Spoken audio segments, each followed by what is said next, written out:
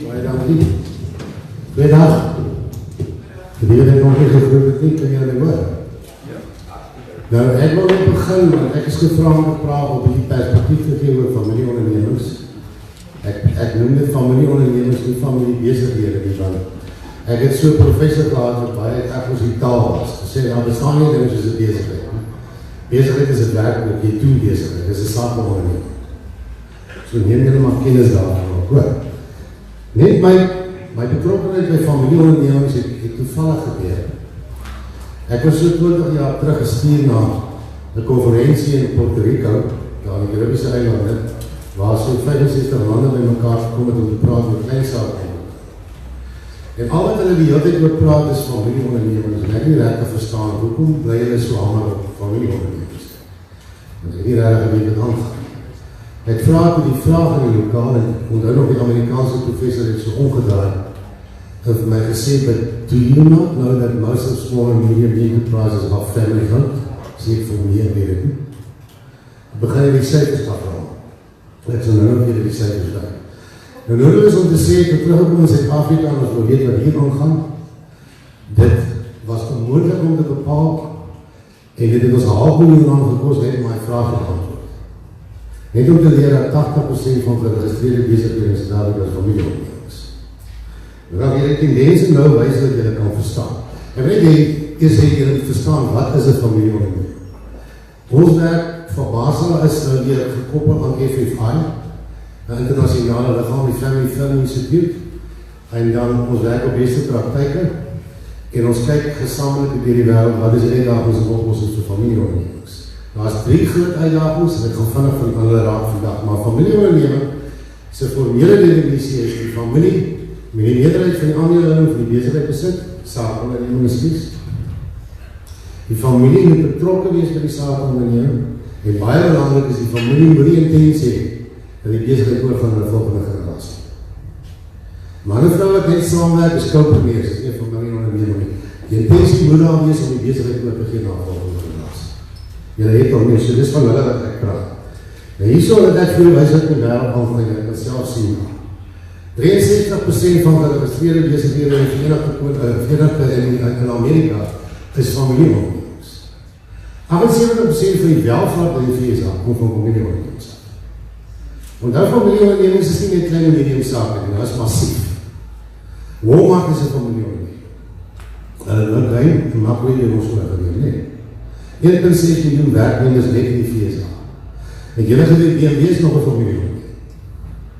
Jou LG in jou huis, familieonderneming. Samsung, familieonderneming. Julle hoor wat ek vir julle sê. Die party van hulle kom baie lank. Die ouste familieonderneming in die wêreld is Congo Gumi. Japanese ketelbouwer. Begin in 578 in die 51ste generasie. Ouste familieonderneming in Zuid-Afrika is Boomplaas, van die in Koopbouwbeveld. Sê in die 43 begin, in die 8de generasie se kleinies is nou geboor. Dis Zuid-Afrika. So, wat ek vir julle probeer sê is, soms kyk ek na landbouw, ek wil net gepraat. En ek is blij dat landbouw en sake vandag met mekaar kom. Daar is 570 miljoen kommersiële boere in die wêreld, waarvan 500 miljoen familieboerdery is. In Zuid-Afrika is 96% van kommersiële boere familieboerdery. Verstaan julle die impak van familieondernemings? Dis ook maar baie prentjie daar. Die regering moet versigtig wees wie jy werk met die goed, want as jy familie bezig met die doodmaak, in hierdie land is aan die rekening. Ons wil nie baba met die badwater hê. Jy verstaan wat ek vir julle sê, nee. Nou kom ons kyk net waar alles begin. Nie nou daar kyk, so. Dit is deel van die van. Waar alles begin, hoekom werk ons? Kom.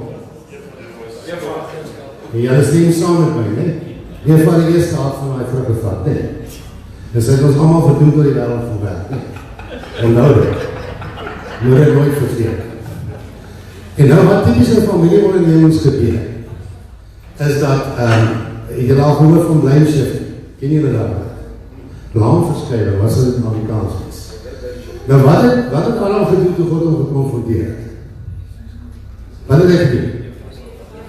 Ja, hy het gesê, dis Eva wat my verleid. En ek weet vir julle wys dat honde is slimmer as katte.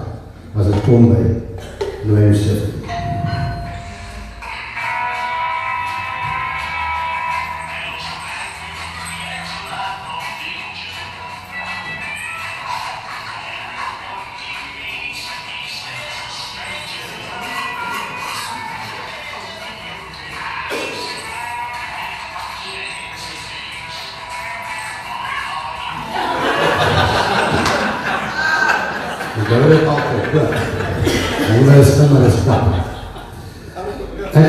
Ek doen consultaties onder die moslimgemeenskap op daar in Durban, en hulle het bang die Abaraka bang.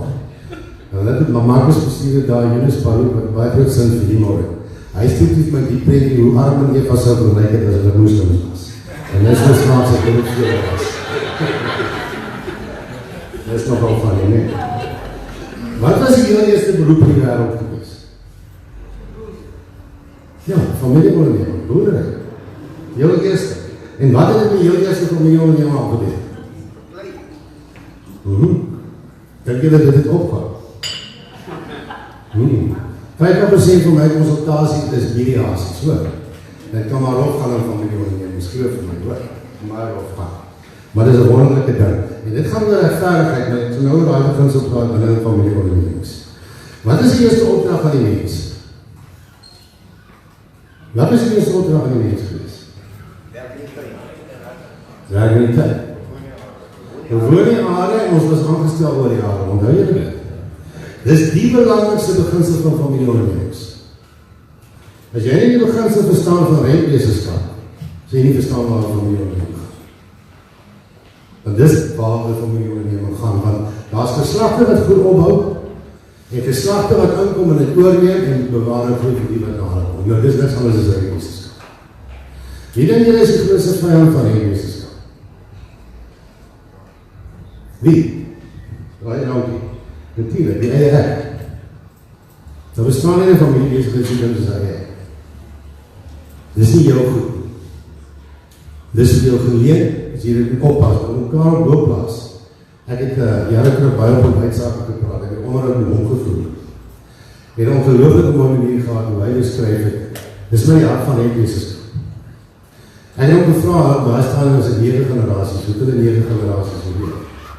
Dus hy Karel vir my, luister maar na die woorde.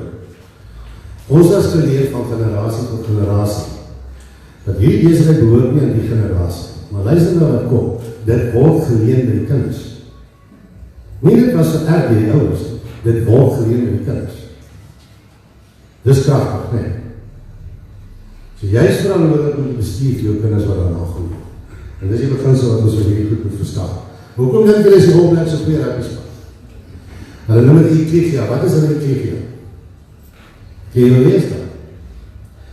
Elke keer wat hy kry op sy kop trek, verteenwoordig hy almal wat voor hom gespeel het en almal wat na ons gespeel. Wat is dit anders as rentmeesterskap? En dis hulle Ecclesia, dis hulle ware systeem. Die 3 grootste uitdagings in familieondernemings wêreldwyd is die eerste plek is om entrepreneurskap te laat voortgaan van generasie tot generasie. Dit is baie keer 'n geval van 'n entrepreneur wat begin. As hy nie daar entrepreneurskap en sy kinders inbring, die volgende generaties moet begin die probleem. Daar is die eerste uitdaging. Tweede uitdaging is opvolgbeplanning. Ons sit met baie slegte statistieke in die wêreld, julle kan dit sien. Net 30% suksesvol van die eerste en tweede generasie, val na 14 en om die waarheid te sê, net 3% van familieondernemings bereik die 4de generasie, en die meeste van die 3de generasie. Daar is 'n goeie 3de generasie. En een van die hoofredes hoekom opvolgbeplanning 'n probleem is familieondernemings verstaan nie altyd dat opvolgbeplanning is eintlik deel van jou langtermynbesigheidstrategie. Dis nie 'n aparte proses. Jy wil mos hê die saakonderneming moet die langtermyn oorleef, so jou opvolgbeplanning moet positief is. Dis nie 'n aparte proses.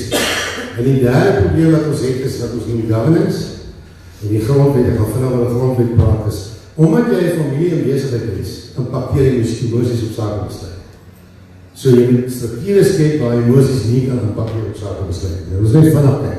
Wat besigheid entrepreneurskap betref, van ek net 2 lesse oor. Okay, daar is nie tyd vir ander goedes nie, nee. Eerste les wat ek my familieondernemings leer is nie dat hy leef. Ons leef in 'n globale ekonomie. Wat skep globalisering? Onthou handelsgrense verdwyn tussen lande, so ons skep is in 'n surplus ekonomie. Daar is te veel vir die sel. Wat gebeur met die pryse as daar te veel is vir die sel? Gaan hy op of af? Right. Nou, hoe skep jy skaarsheid in die era of plenty as daar te veel is vir die sel? Dis die uitdaging. Nou kyk vir my in hierdie surplus ekonomie, jy kan verstaan wat doen hierdie tyd. Mense wat kan julle met hierdie goed nou sien, jy nie antwoord. Sê my wat doen hierdie tyd, hoe skep hy skaars? Hoe hanteer hy surplus ekonomie? So te loops, lyk het nou meer as 2 keer sy eie hoeveel vertikaal in 'n boom. Dis baie kragtig te wees. Maar wat doen hy daar? Wie kan dit my sê? Wie kan dit sê? Sê? Wat? Exactly, hy vang sy prooi en klim nie bro waar aan die competitie is nie. Hy verwyder homself in die surplus. Ja, weet jy skep ons surplus ekonomie, en hy nou by goed is per dam gery. As jy oor die dam kom, dan is daar op die hoek van die straat en die al die Afrika bank. 20 in 'n ry, allemaal verkoop dieselfde. Dan skep jy sommer 'n surplus ekonomie op die hoek van die straat. Want hoe gaan jy kompeteer? Right, eerste les, impak. Net gou vir jou, ek het nie baie tyd. Ons gaan handelsooreenkoms met China. Een van die kennis is tekstiele wat hulle kon invoer. Dat is 'n handelsooreenkoms, is daar nie invoerbelasting voor. Daai ooreenkoms het ons 80.000 werksgeleenthede gekos in 1 jaar net in die tekstielbedryf. Hoekom kan ons nie in China kompeteer? Wat is die verskil? Kom, dit moet julle daarop weet. Koste slaarheid. Die direkteur van Toyota saam met op die verhoog gestaan, noem my dit. Daar stadium was ons minimumloon in die motorindustrie, R45 per uur. In Suid-Afrika. India was het R8 per uur. In China was het R350. Die vrou van Pepco wat langs my in die vliege gesit het toe sy van China afkom, het 1 miljoen T-hemde gaan koop. Die prijs waar teen sy die T-hemde gekoop het, het my mind gebouw. Wat denk jy dit sê te kan? Sê, 44 sê, per uur. Jy dink Pepco's is goedkoop, nee, Pepstops. Hulle baie groot winstgewens, nie fout maak. Die ander ding wat ek familieondernemings leer, is, en dis belangrik, is om die by een renoster te leer oor you have to protect your territory. Jy wou goeders koop, hoe bewaar jy dit? En iemand is kwaai as een renoster as ek kom by territory, net vanaf julle wys wat ons beperk met tyd. Kan nie al die klips weer wys nie. Kyk maar net gou.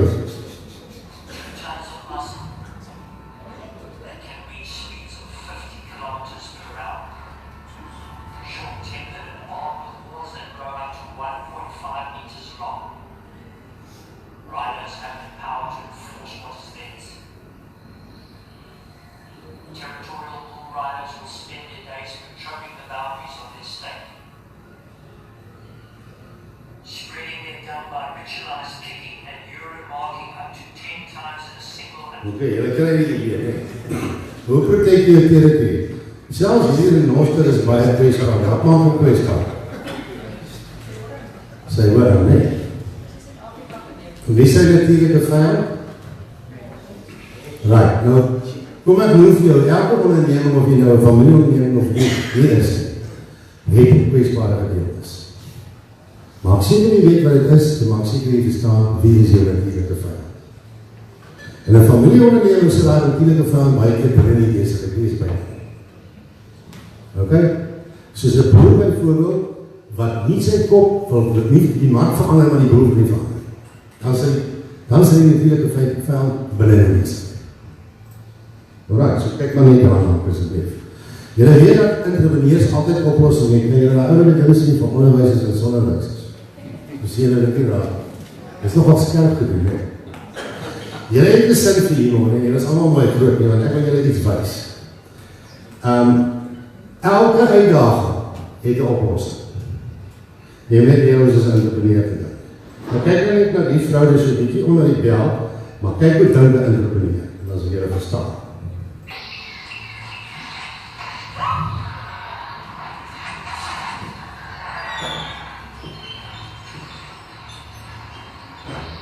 Eerste uitdaging, maar ek kom nou vroeg.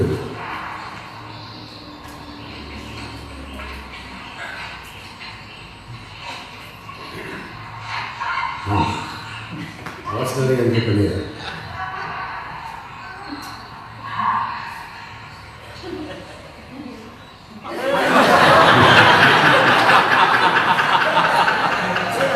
So verstaan jy wat entrepreneur is daar?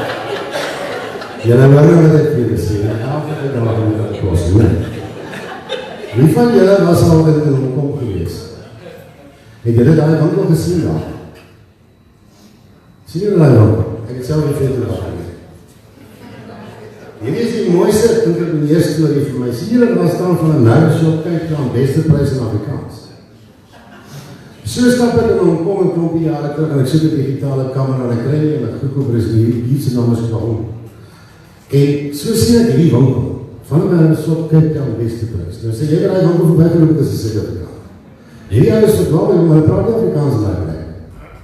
Nou gaan so ek hierdie neer van 'n merk wat die winkel is op die eerste vloer. Maar hy neer van 'n merk. So wat in die Chinees kan vertel. Hy sê my meer as 20 jaar gelede het ek gesien as baie Suid-Afrikaners wat Hongkong toe kom. Hy het homself gevra wat kan hy doen om in sy winkel te doen. Hy begin met hulle praat en hy vra vir hulle wat is die mees bekendste vang in Suid-Afrika. Hy sê vir hom van 'n merk.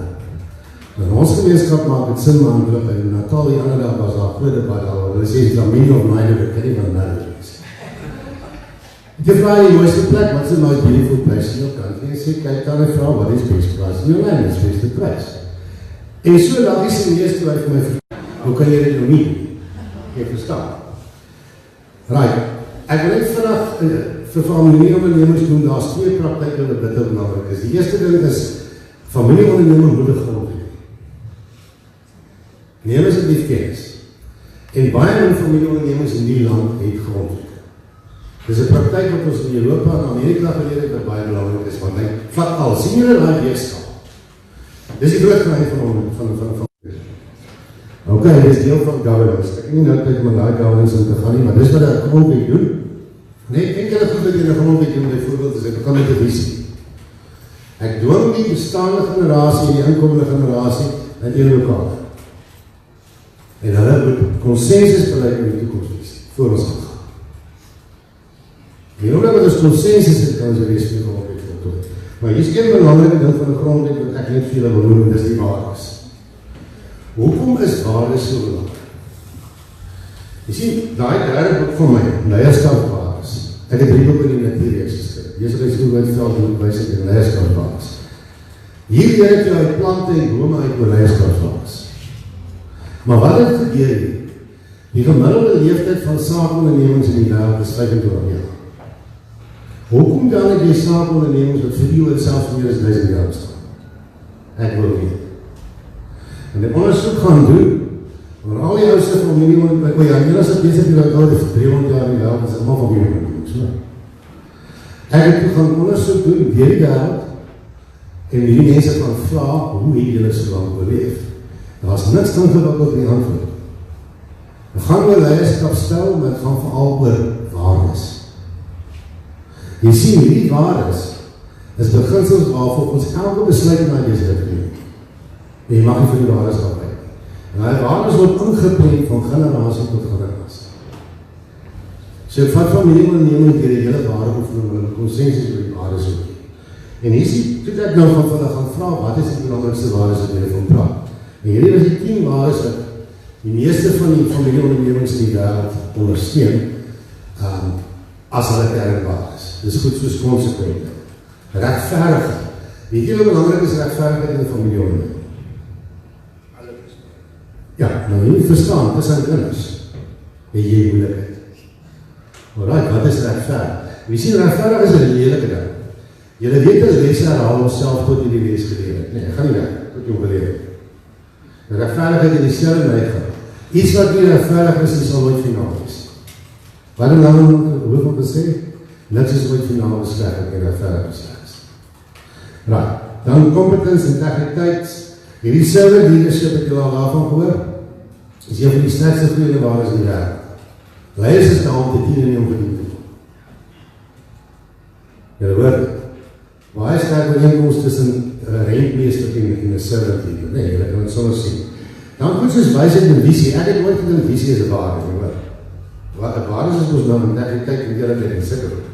Provisie is Kongo Gumi die oudste besigheid in die wêreld se kernbaan. Tot hulle vir my verduidelik, toe verstaan ek, die Japanese het beginsel wat hulle noem die Kaizen-beginsel. En al wat dit beteken is voortdurende vernieling. Voortdurende vernieling. Nou verstaan ek hoekom hulle 1500 jaar lang op is. Dan bemagtiging, en bemagtiging gaan nie net soos ons dink aan swart bemagtiging in Suid-Afrika. Bemagtiging is een van die belangrikste kenniswaardes wat jy in die samelewing kan hê. Want dit nie net 'n finansiële komponent nie, dit het 'n emosionele komponent. Niks doen meer vir iemand as hy hom bemagtig. As jy goed aan hom toe kan, as jy goed aan hom toe vertrou. Dis 'n kragtige, dis bemagtiging. En dan was jy natuurlik dan in redbesigheid. Net om julle te verduidelik hoe dit in die plante ding is, net een voorbeeld in jy plante sien dan sit effektief. Dis jasmijn, nee. Goed, nou wat het tyd vir die dag ryk jasmijn op sy sterkste? Aha, dankie. Na die son gesat het. Dis presies waarom tegniek gaan so leeg is en donker. Hoe ryk jy dan? Ok, nou verstaan jy wat die uitvergelijk is, dit is net die idee daarvan. Opvolgbeplanning, hoofdfamilieonderneming verskil van enige ander onderneming, is alle ondernemings moet opvolgbeplanning doen. Maar dis wat ons noem leadership transitie. Maar 'n familieonderneming gaan dit nie net oor leierskapstransitie, dit gaan ook oor eienaarskap. Dit maak 'n familie besigheid heeltemal anders as 'n ander besigheid. Jy sien, dit is nie net die oordrag van leierskap nie, maar die oordrag van eienaarskap. Kan nou 'n trust wees of wat vorm jy dit nou ook al doen, maar kan jy sien dat dit ingewikkeld maak. Daarom is jou opvolgbeplanning so belangrik vir familieondernemings. Vervolgens niks anders as die oordrag van bestuur en eienaarskap van een generasie na die volgende generasie, net 'n waarskuwing van familieondernemings. Dis nie net die familie wat daarmee geraak word, hoor. Dit is nie net hulle. Daar's baie stakeholders wat geraak word. Deur die opvolg, die bankbestuurder wil wees, jou kliënte wil wees, jou verskaffers wil wees, jou werknemers wil wees. Allemaal word geraak wees, nie net die familie. Wat het hy ook maar my geleer, net een les wat ek by julle wil inpak. En in onderhoud met hom gevoel, ook op TV, waar ek hom gevraad, hoe nie een van sy kinders daai tyd oorgeneem met 'n CEO van die partij. En sy antwoord was my baie skerp, dis 'n les vir ons almal.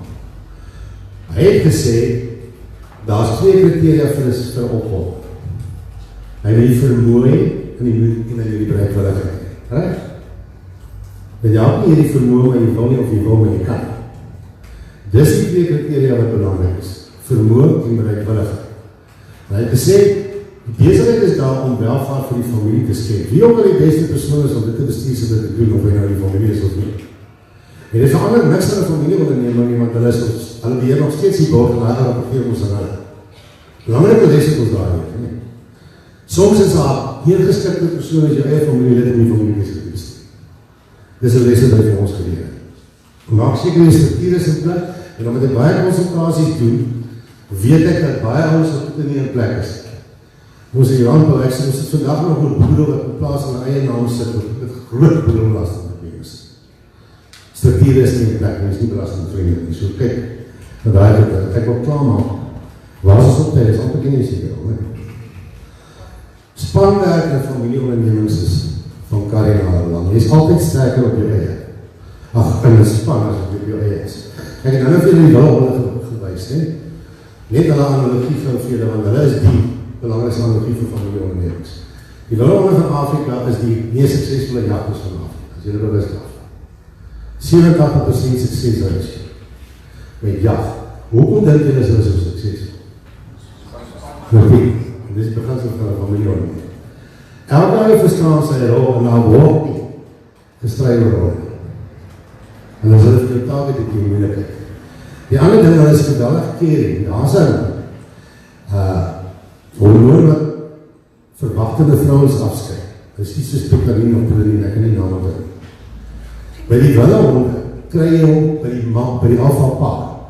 As die man swanger is, kry die pa die selwe. Hulle is geweldig kering.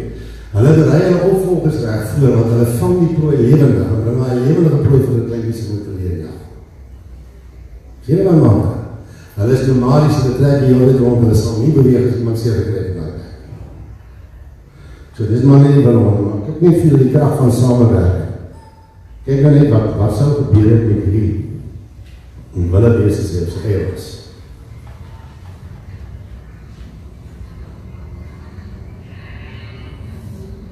Kyk nou net in slim huis hoe akkuraat is daai wille wees.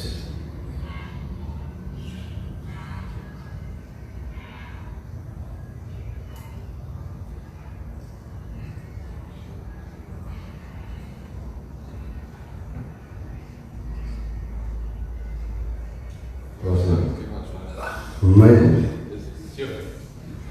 en kyk nou, sit daar van my kop, sit baie, is nog laat die dat sien ek. Jy sê, ok, ek wil nou skiep, en ek wil klaarmaak, ek wil net afsluit met die gedagte. Ek weet, ons sit met baie drama's in die hand. Die goed gaan nie goed doen, maar ons weet ook die rest van die wêreld is ook nie op 'n goeie plek. Julle hoor wat ek vir julle sê. Hy het aanbiedings so 2 weke terug vir die Akkaparaat gedoen oor 'n onderwerp wat ek noem. Ek moet daar goed by julle uitkry by die sekerheid van onsekerheid, is die aanbiedingsnaam. Sien, mense se grootste stryd in die lewe is, hulle kan nie met onsekerheid deel nie. So die onsekerheid van sekerheid maak mense mal. Maar die feit van die saak is die lewe is sekerheid van onsekerheid. So jy maak jy nog goed wat jy nie nog maak, en jy wil saam met jy. Julle verstaan my bevinds. Daar sal altyd onsekerheid wees, jy moet daarmee deel. Nou goed, wanneer moet jou uitdaging gaan en besigheid gaan jy of soos 'n luislaap of soos 'n leeu reageer?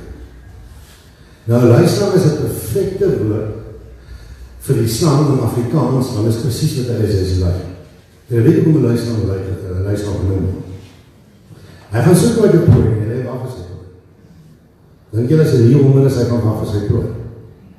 Dink jy so? Of ek kyk net hoe vet die luislaap gekom, jy wil net kom wakker word. Van die luislaap, jy al die kloof in gesien. Kyk dit.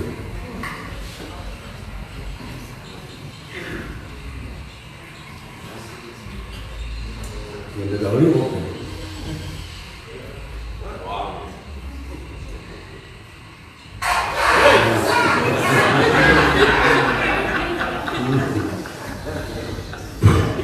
So stel ons nou wil, ek sien jy skrap ook vir hierdie ding. Ek doen vir Netbank aan aanbieding daar in Johannesburg, en hy kan nie sit sy kleerij van vooraf, toe daai ding opkom. Toe vloek sy my, en sy kom my met een handsak, hoor, jy weet wat sy van my gesê. Sy was voortbaas van my, sy ook nie betreik. Want sy kan nie dat kan gaan halen, verstaan. Ek wil afsluit met die leeuw, want met die klip van die leeuw, van die geheim in die lewe is, waarvoor jou gedagtes. Het julle gehoor wat ek vir jou sê? Want jy sien wat jy dink, gaan jy lewe word. Wat jy dink word jou woorde word jou dade, en jou dade word jou gewoontes, en jou gewoontes word jou toekomst. Die Bybel is baie sterk en word uitgeskreef, nee. Wat in jou hart kan gaan jou lewe leid. Waarvoor jou gedagtes, julle hoor van dit. En leer om probleme te intimideer, moet nie dat die probleem jou intimideer. Hier is my goeie voorbeeld dat die oude nooit moet vergeet nie van die tyd van julle het seker al gesien van hierdie Swartmans in Afrika wat liefst van hulle pooie af intimideer. Sonder wapen. Julle het dit al gesien. Kijk hier. Julle het verkeerde nie.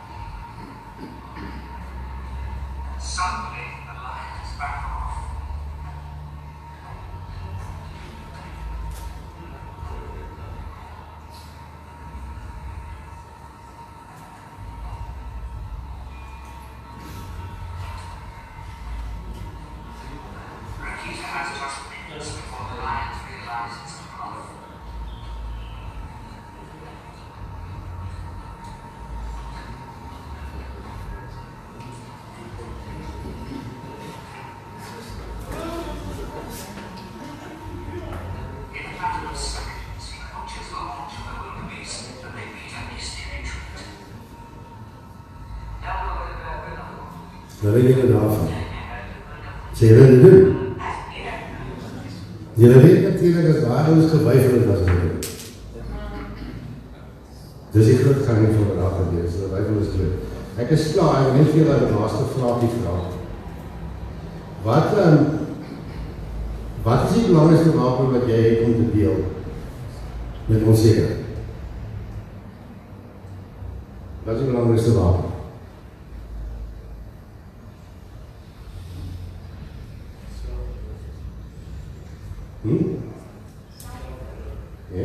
Ja, dit ook. Krijg je nou een slide pop nie, maar hier sê dat, maar jylle show het wil verdwijn, ek het dit ooit daar sê. Die ding werk nou teen my. Jy het geloof nodig. Dis hoe jy deel met ons sê. Maak dit sin? Right. Ek is klaar, blik. Ek het nou bietjie vanaf hierdie goed gegaan, maar ek is nou klaar. Dankie.